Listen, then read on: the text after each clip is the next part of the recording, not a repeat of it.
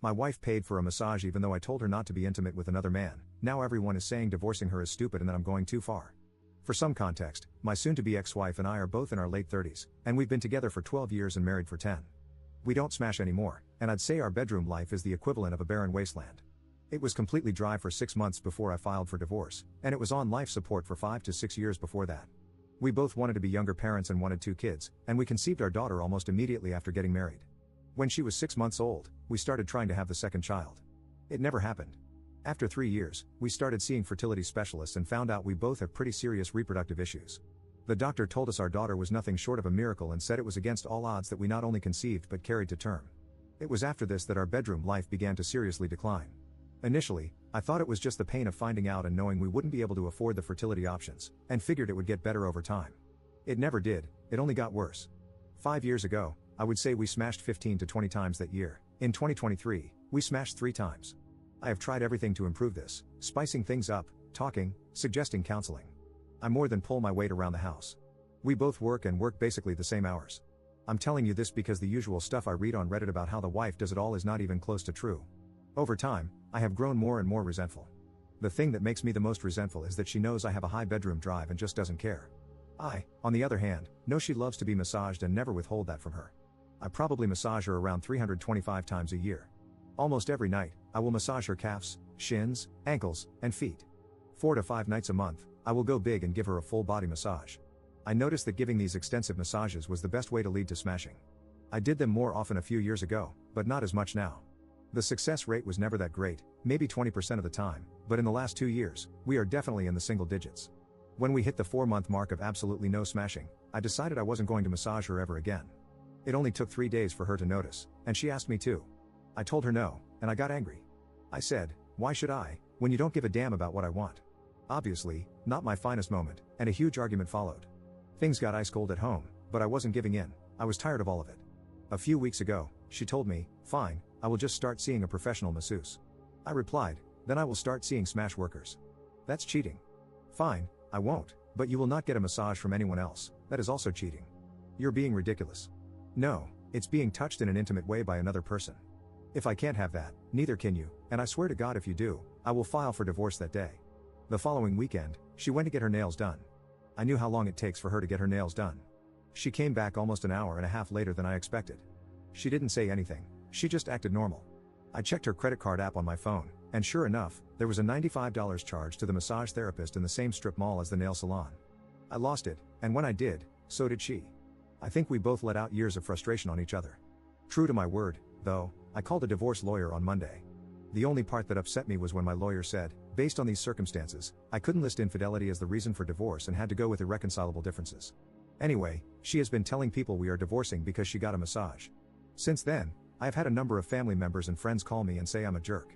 Some of them, even when I tell them my real reasons, still think I'm a jerk and that my reasons aren't good enough. Personally, I think getting a massage when told not to is plenty of reasoning.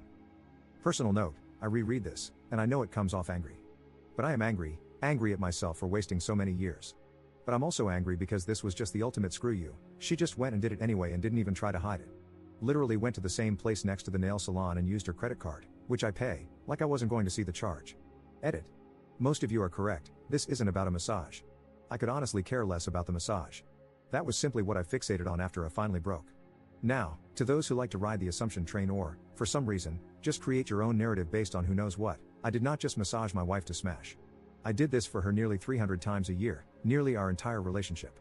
I did it back when we used to smash 10 to 15 times a month, back when it still felt like we loved each other, back when she would put in effort in our relationship.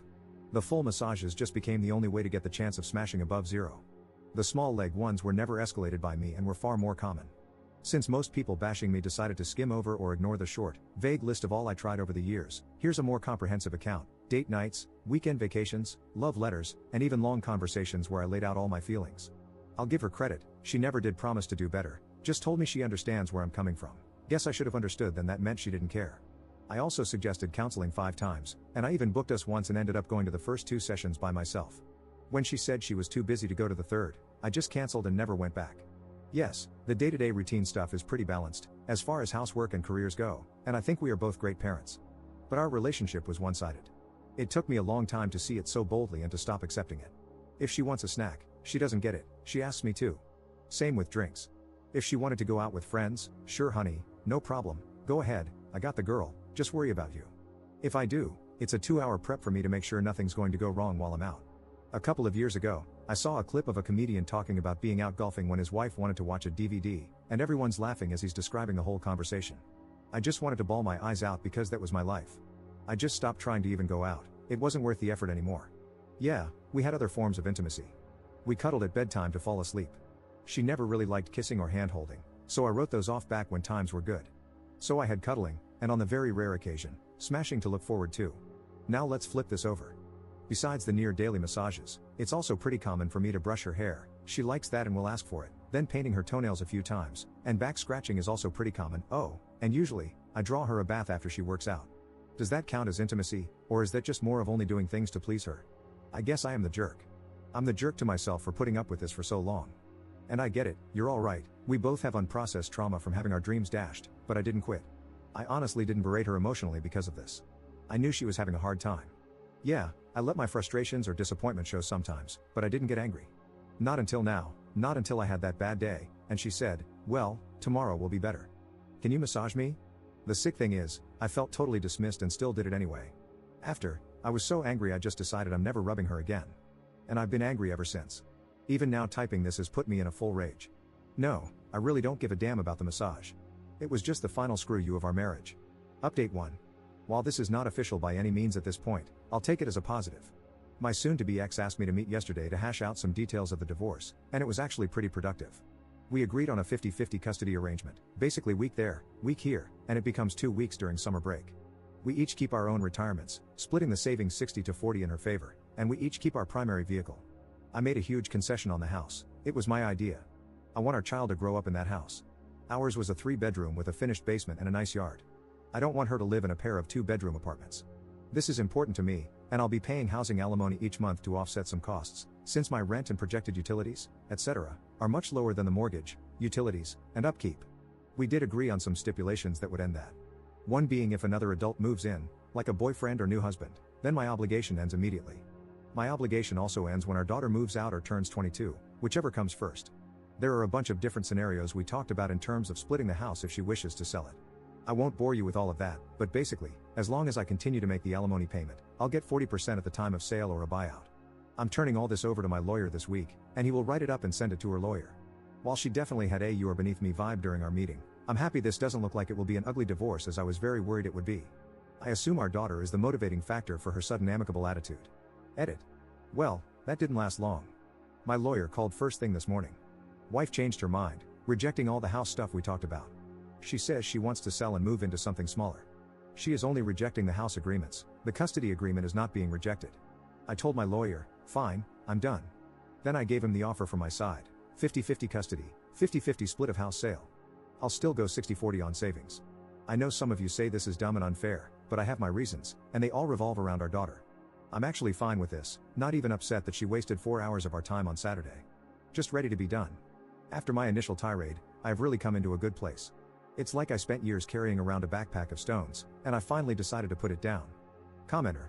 I don't understand the 60-40 savings. If it revolves around your daughter, and you're 50-50 on custody, you having the money is the same as your wife having it, unless she has more responsible spending practices or something. Okay, I've paid all the bills our whole marriage. I don't mean my money, we both work. I mean I've been the person in charge of making sure things get paid. I also don't really spend a lot on myself month to month. Sure, I do some, but she is definitely more of a spender.